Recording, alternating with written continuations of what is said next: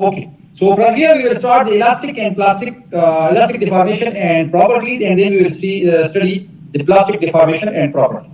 Right? So what does it mean elastic deformation?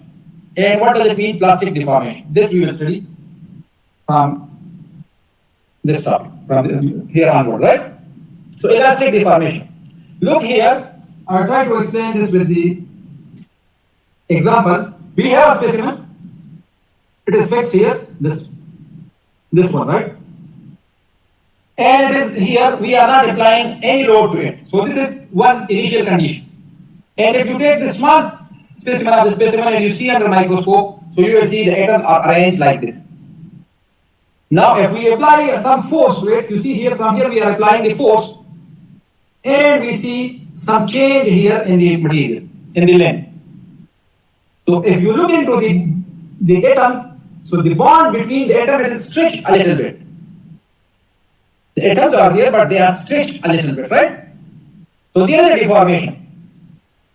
Now, if we remove the load again, right? Now we have removed the load. This load we have removed. And again we see the atoms and we see the material. If it comes back to its original position, as it was in position 1, right? Position 1 and position 3.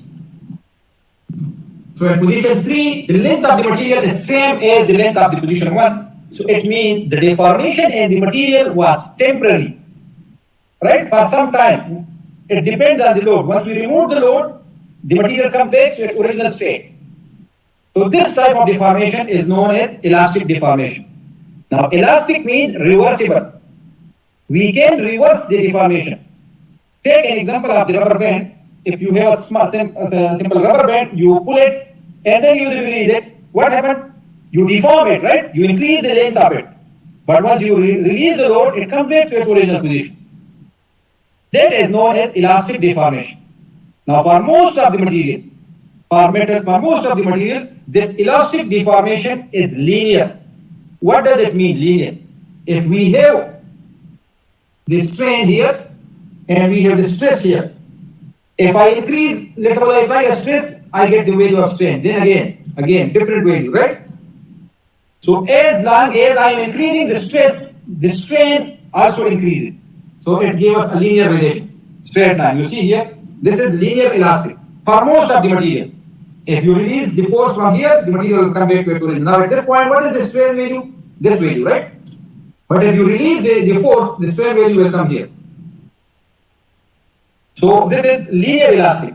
For some material, usually for polymer, we see the non-linearity, but still there is elasticity, right? So there is, like, very few material for the polymer, mainly the non-linear elastic behavior we can see.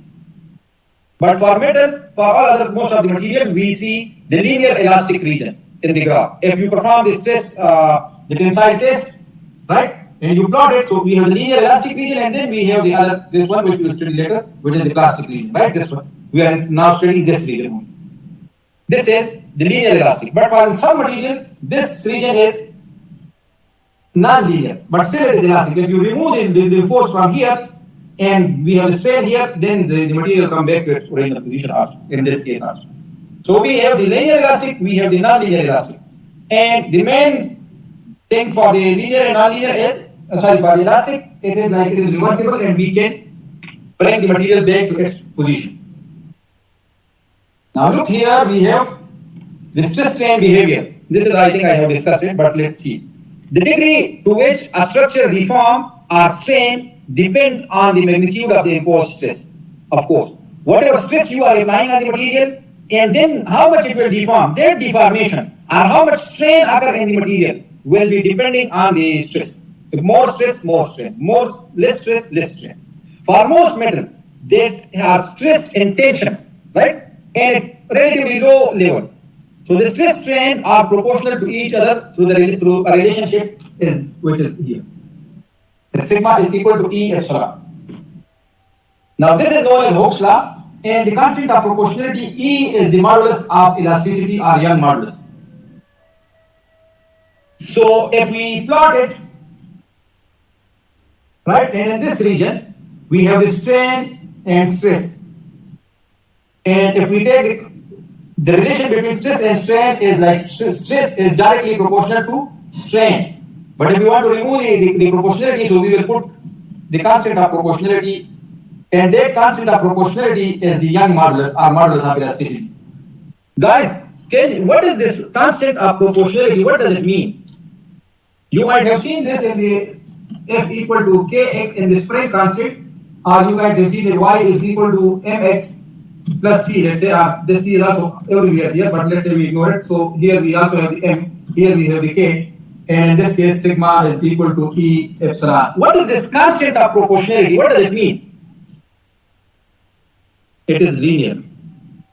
What is linear? Everywhere you have seen this thing, right? That we have the linear relationship, and then if we find the constant, like even for the acceleration, we have the acceleration the force is equal to mg, right? So this mass is the constant of proportionality. Now, what is constant of proportionality? Like why it is constant? How it is constant? What does it mean? Have you think about it? If you understand, it is good. If you don't understand, just tell me.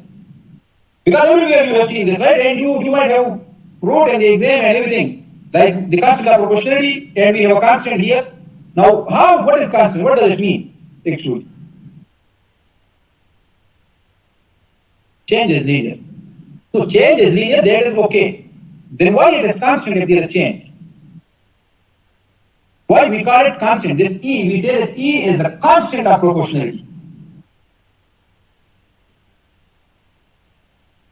And usually this E, M, K, if you take the slope of the line, you will get this one, right?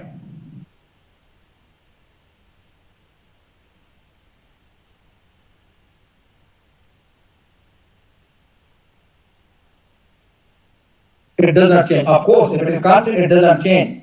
Yeah, you are absolutely right, right?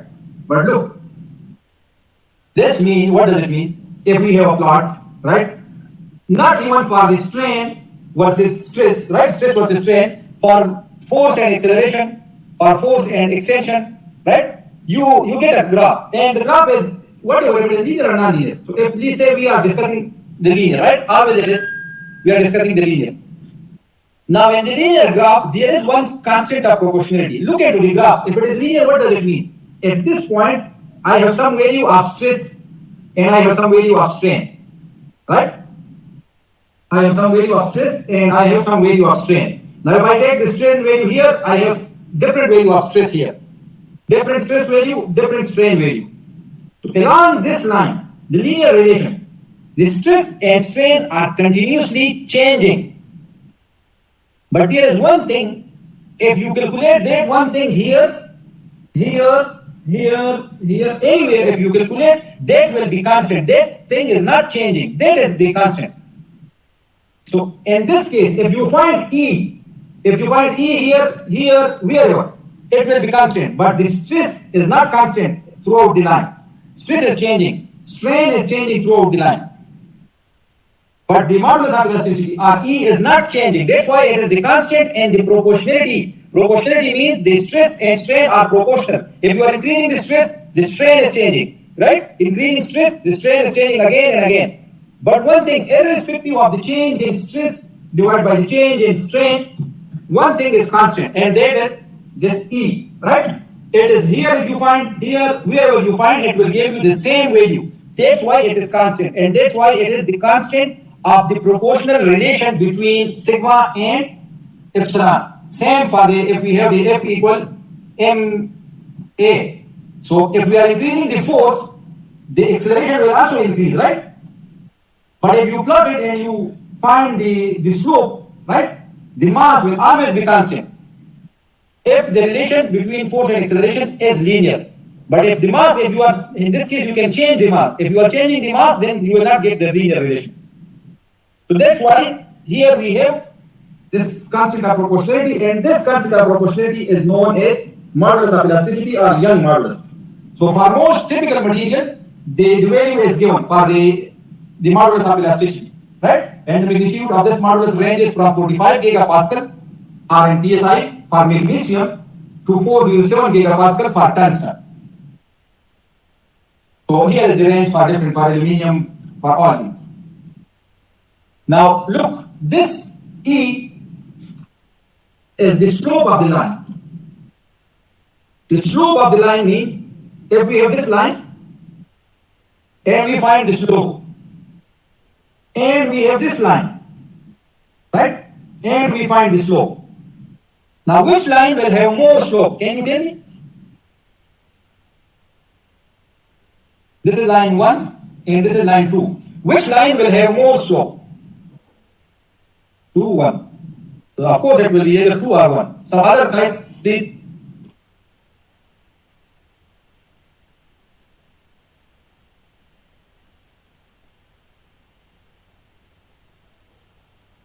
I mean 2. Okay. By writing 1, you mean 2. Very good. Okay. So another one is say 2. Okay. Other guys, which line will have more slope? Typing here. Oh, it's okay. Look, now if let's say I ask you, this is the x-axis, this is the y-axis. What is the slope of exactly the y-axis? What is the slope? You have studied math 1, right? Infinity. And what is the slope here for the x-axis? 0. So it means from here to here we go, the slope increases. So 2 is right. So line 2 will have more slope. Now look here from this perspective, from the material perspective, what we are saying. If we have a line here, so it means this is the stress, this is the strain. We are increasing the stress, but the strain is not that much increasing, you see. While on the other side, if we have a line like this, what does this line mean? We are increasing the stress a little bit, but we see more deformation. So it means the material which have the greater modulus of elasticity, we cannot deform those material very easily. Within the elastic region we are talking, right? And the material having less modulus of elasticity, right? We can deform them very easily. Right? This is very difficult to deform, this is very easy to deform. You can see here, you might have seen aluminium. Aluminium is soft material, right? Not that much hard. But if you see into steel, so steel is 207 while aluminium is 69. So now you can understand, right? Like aluminium is soft, we can deform it easily, while steel is hard. Like hard in a sense that we cannot deform it easily, right? So this is like the modulus of elasticity for different material is given, right? The Poisson ratio, the shear modulus is also given. The Poisson ratio we will discuss. You might have studied it in some other course, but here we will just have an introduction a little. Now look here. Yeah, this is the thing which I was doing on the previous slide. We have the elastic deformation. So deformation in which stress and strain are proportional is called elastic deformation. A plot of stress versus strain results in a linear relationship as shown in the figure. For most of the material, right? We have the stress versus strain non-linear relation also, but we are not discussing the thing at this level, right? For some polymer, we have it. So the slope of this linear segment corresponds to the modulus of elasticity. We have this is the linear portion, right? Of the graph. The graph is still going there, but we are not taking this into consideration. If we find slope here, it gives us the modulus of elasticity. Now the modulus may be thought as a stiffness of the material resistant to elastic deformation. As I told you, now, how the material is resistant. If material is resistant too much to the elastic deformation within the elastic region, if we cannot deform that material, it means the modulus of elasticity is more. But if we can deform that material very easily, it means the modulus of elasticity is less, or vice versa. If the modulus of elasticity is more or less, you can say the same. So the greater the modulus, the stiffer the material, and the smaller the elastic strain, or smaller the elastic strain, right? You understand this thing, right? Very good. So anyone who is confused, this is very simple, right? But you have to understand, like from common perspective, like from a common man. Tomorrow you finish the course even, so it should be in the mind. What does it mean if a material is stiff? Alright? So the stiffness means the material we cannot deform it easily. If it is not stiff, we can deform it easily, within the elastic region, right? Clear?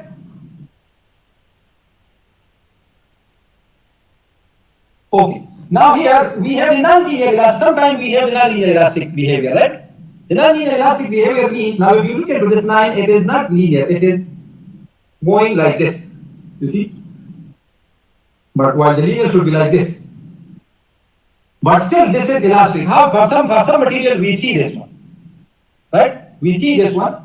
And if at this point we release the load, so the stress, the strain is this much, but if we release the load, then it comes back to its original position, to zero. Now that is another topic. Usually it does not come to original position. There is a little bit space, but we will discuss in the coming classes that thing, right? So for now we are considering that it comes to its original position. So in that case, what we do? Now here we are not finding the slope directly because it is not linear, right? So what we do, we can take two slopes. We can say this is the tangent modulus and this is the secant modulus. If we have a line, let's say a proper curve, but let's say this is linear. So if you draw a tangent line and if you draw a secant line, guys, what is the difference between tangent and secant?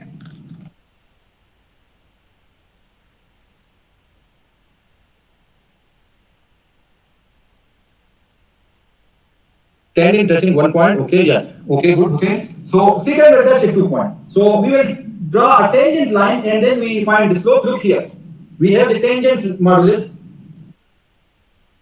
and this modulus we calculate from the line which is tangent to the elastic behavior of the material, and we will do the secant line which will touch the curve at 2 points, and we find the slope and it will give us the secant modulus.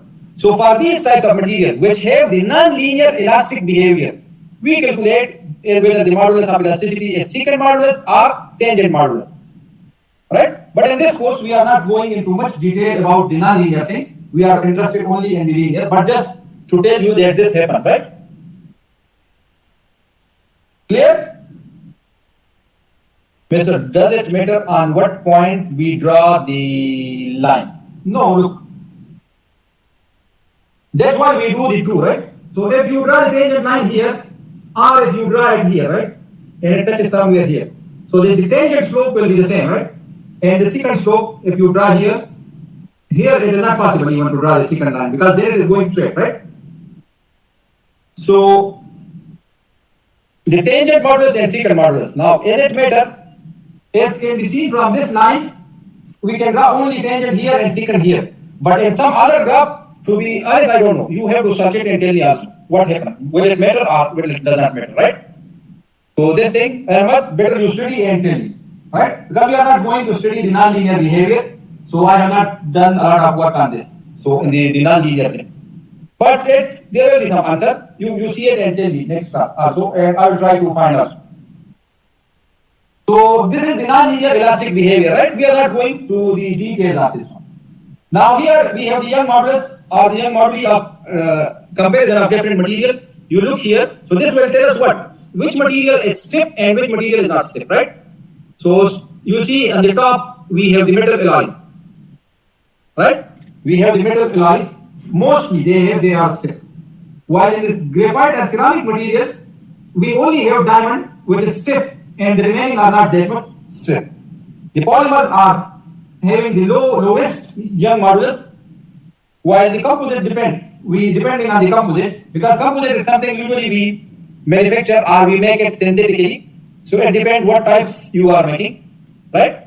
So for some of the composite, it is given the value, but depend. Tomorrow you can make a composite material which is even, let's say, stiffer than all these, right? The composite, there are very few natural occurring composite, but all others what we are studying are artificial. So it can change, right? But so far whatever available are in this range. So diamond is the most stiff material also, even it is the most hard material and it is stiff, while then the metal alloys are stiffer, right? And the interatomic bonding has a role in this, right? And the crystal structure also, the microstructure also has a role in this. Now the modulus of elasticity versus temperature. If we have a material and we change its temperature, we heat it up. So what happens to its modulus of elasticity?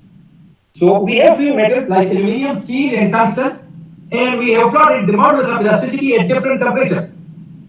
So here we have the temperature minus 200 degrees C, and here we have 0, and then we have 800 degrees C.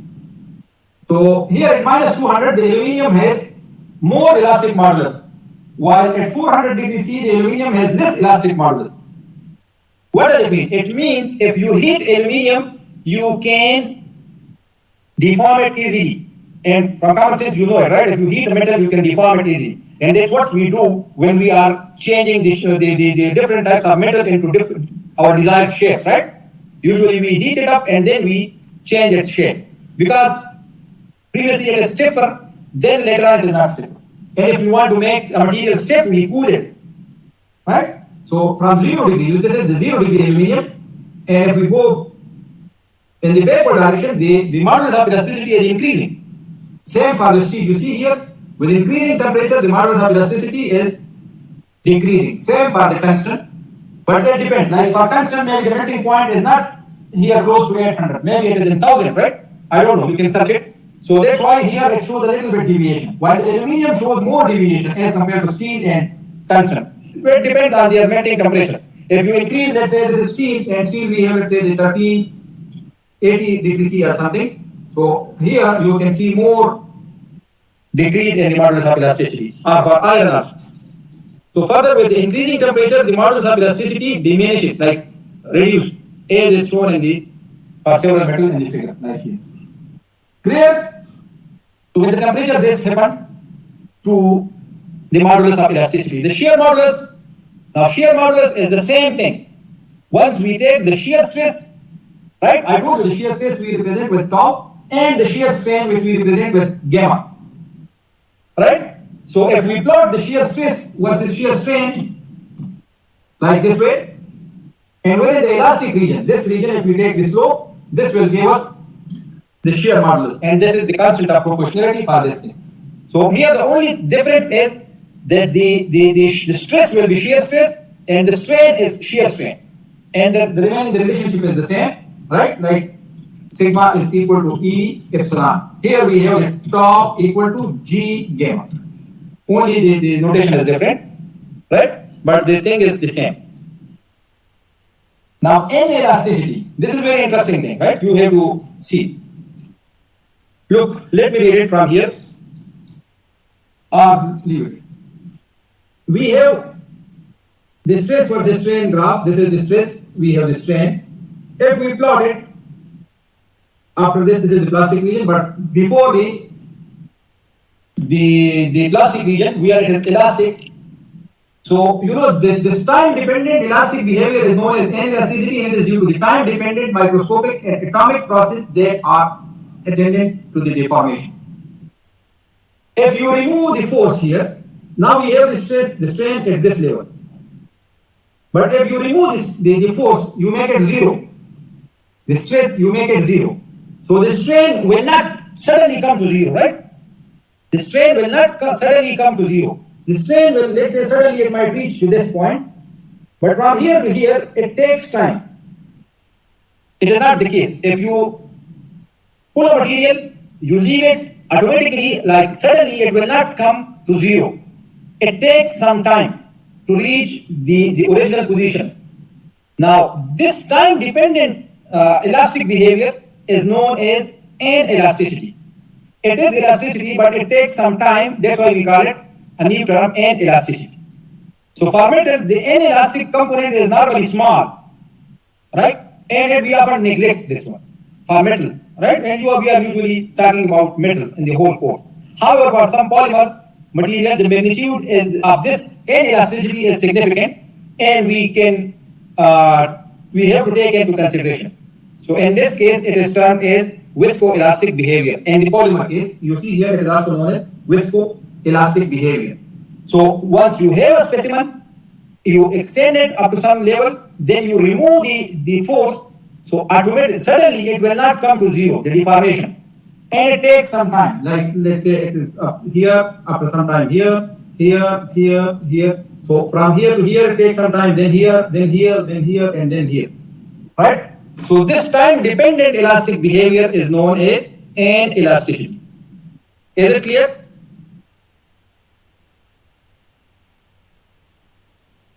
Okay. Okay. We have an example to find the deformation. This most of you, I think all of you have done in mechanics too. So you solve it and tell me what is the deformation, right? So a piece of copper original length is 305 millimeter. It is this much long, right? is pulled in tension with the stress is this much, 276 megapascal. So if the deformation is entirely elastic, what will be the resultant elongation? So this thing you have done in mechanics too. Now find what is the resultant elongation. That you are taking this much time, right? In the mechanics too, if I have teach you, I have told you what you do to solve the problem. You take data from the statement. So original length is given, right? L is given, which is 305 millimeter, right? It is pulled with the stress is given. Sigma is given 276 megapascal, right? And we have to find the deformation, the elongation. Here you see elongation means the change in length we have to find.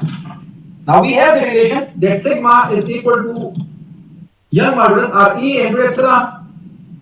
We can further write that sigma is equal to E. Epsilon is equal to what? Change in length divided by original length. We want to find the change in length. So the change in length is equal to what? It will be equal to sigma L divided by E. Now sigma is put the value 276 multiplied by the original length, put 307 divided by the Young modulus for steel, and before there was a table, but for steel it is usually 110 gigapascal. You do the calculation and you will find. This is how we do, right? It is not that much difficult. Here you can see even here, the units you can play with it, right? Now from gigapascal they have converted to megapascal, so just multiply it with 10 raised to the power 3. Then here also we have megapascal, here we have millimeter. But this is the way of the equation how we get it, right? You can find it. This is not that much difficult. The other thing is the Poisson ratio. This is not like the material thing, but usually if it was in the book, so I put the whole slides here.